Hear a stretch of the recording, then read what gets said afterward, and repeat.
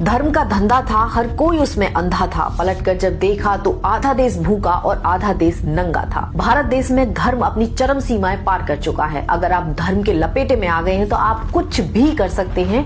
आपका जो ब्रेन है वो काम करना बंद कर देगा और वो आपसे हर गलत चीज को जस्टिफाई करने के लिए कहेगा और आप हर गलत चीज को जस्टिफाई करोगे। अगर विश्वास नहीं होता तो आप ये वीडियो देखिए। कामाख्या में इंसानों की बलि दी जाती है? दी जाती है, लेकिन गुप्त रूप में दी जाती है। आज भी दी जाती है? आज भी दी जाती है।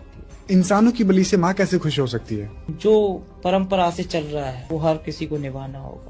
जिस दिन ये कामाख्या में बलि बंद हो गई तो उस टाइम विध्वंस हो जाएगा, पूरे सृष्टि का नाश हो जाएगा। भारत में एक ऐसी माँ रहती है जो पूरी सृष्टि का ठेका जिनके कंधों पर है, जो पूरी सृष्टि को अकेले इकलौती चला रही है, पूरी दुनिया को। लेकिन उनकी फीस आप जानते हो क्या है? भारत की मात्र एक आबादी जो इस पूरी सृष्टि को चलाने का खर्चा उठा रही है। इस माँ की फीस है मानव बलि और मांसाहार। इनके लिए प्रतिदिन 500 से 600 बकरे काटे जाते हैं और मानव बलि दी जाती है। यानी कि पूरे विश्व का जो एक ठेका है वो माँ के कंधों पर है और जो फीस पे कर रहा है वो एक भारतीय इस माँ की फीस पे कर रहा है। तो मैं पूछना चाहती हूँ कि ऐसी कौन सी माँ है इस देश में या पूरे विश्व में जो अपनी भूख बुझाने के लिए दूसरी माँ की कोख उजाड़ देती है?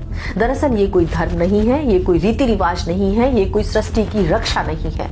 मंदिरों में एक नेक्सस काम करता है। मंदिर अब धंधे और चंदे का मॉडल बन चुके हैं। मंदिरों में व्यवसाय बहुत सेफली किया जाता है, इसीलिए मंदिरों का व्यवसायीकरण किया जा चुका है। मंदिरों पर किसी भी तरीके की रेड डालना, किसी भी तरीके का हाथ डालना लगभग नामुमकिन होता है। इसीलिए यहाँ सबसे ज्यादा सेफ व्यवसाय किया जाता है, व्यवसायीकरण किया जाता है और इन चीजों को आस्था और धर्म से जोड़ दिया जाता है। आज मेरे भारत में प्रतिदिन 19 से 20 करोड़ लोग भूखे सोते हैं। क्या इन मंदिरों में, क्या इस माँ को, क्या इस पूरे देश की आबादी को वो नहीं दिखाई देता? या सिर्फ सृष्टि का या धर्म का ठेका लेकर आप 500 से 600 जीव हत्याएं प्रतिदिन करते हो, मानव बलि देते हो? ये कौन सी धर्म की रक्षा है? ये कौन सी सृष्टि की रक्षा हो रही है? और कौन सी ऐसी माँ है जो आपसे कहती है कि आप प्रतिदिन अपनी माँ की कोख उजाड़कर मेरी भूख को बुझाइए?